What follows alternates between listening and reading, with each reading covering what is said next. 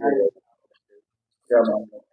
जी, कल सुबह ये सूचना मिलती है कि जो बाबा लालदास बाड़े का आश्रम है थाना मंडी क्षेत्र में, वहाँ पर एक वहाँ पे सेवादार था जिसकी उम्र करीब 65 से 70 वर्ष थी।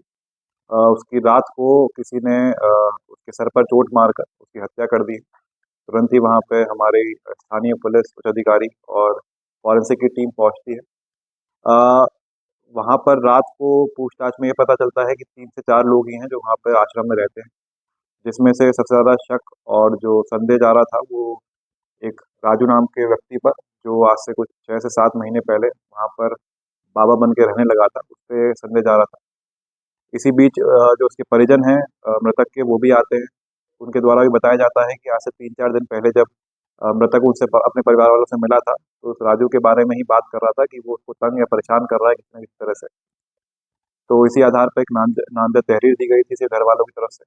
और जब हमने इससे कड़ाई से पूछताछ करी और जो हमारी फॉरेंसिक की टीम गई थी, तो उसने 2-3 अच्छे हमारे साइंटिफिक एविडेंस वहाँ से गैदर किए थे। जो एक औज़ार था जो ये राजू उर्फ मणिरात जो अपने पास रखता था, जिससे वो लकड़ी भी काटता था आस-पास के पेड़ों से। तो उस औज़ार को उसने धो दिया था उसका कत्ल करने के बाद। तो उस औज़ार पे हमने जब टेस्ट किया केमिकल्स के साथ, तो उसमें ब्लड पॉज़िटिव आया था, ह्यूमन ब्लड पॉज़िटिव। तो एक ये हमारा आधार बना जिससे हमने इससे पूछताछ करनी स्टार्ट की।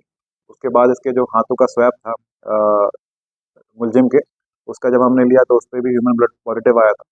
तो ये सारी जब चीज़ें हमारे पास आई, हमने इसे कड़ाई से पूछताछ करी, तो इसने एडमिट किया कि आज से 1 डेढ़ महीने पहले से ही इन दोनों की किसी न किसी बात को लेकर लड़ाई-झगड़ा, गाली-गलौज रहती थी।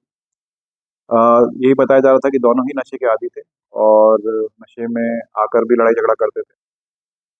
इसके द्वारा ये बताया गया है कि वो जो बहादुर था, जो सेवादार था, जो मृतक था, उसके द्वारा मंदिर आश्रम के प्रांगण में कुछ मीट या शराब का सेवन किया जाता था, जो उसको पसंद नहीं था। इसी कारणवश उसने उत्तेजना में आकर उसका मर्डर कर दिया। जब इसका मूल स्थान पूछा गया था तो पहले का अपना को राजस्थान का बता रहा था, लेकिन उसके बाद जब इसने हमने इससे पूछताछ ढंग से करी तो इसने बताया बहराइच का है। बहराइच पुलिस से जब हमने जानकारी पता करी तो इस पे 3 से 4 मुकदमे हैं। वहाँ से भी ये फरार हो गया था बहराइच से अपने मूल निवास स्थान से, और बाबा का वेश धर कर वो यहाँ पर 6 से 7 महीने से निवास कर रहा था। हाँ, मैंने जैसे बताया बहराइच में इस पे 2 तो एनडीपीएस के मुकदमे हैं और एक चोरी का मुकदमा है। एक 174 ए जिसमें मफरूर घोषित किया जाता है इनको कोर्ट की तरफ से। भगोड़ा वो किया जाता है, वो भी मुकदमा इनमें है। तो ये वहाँ से भाग गया था बहराइच से और साधु बाबा का भेष पहनकर यहाँ मंडी में रहता है।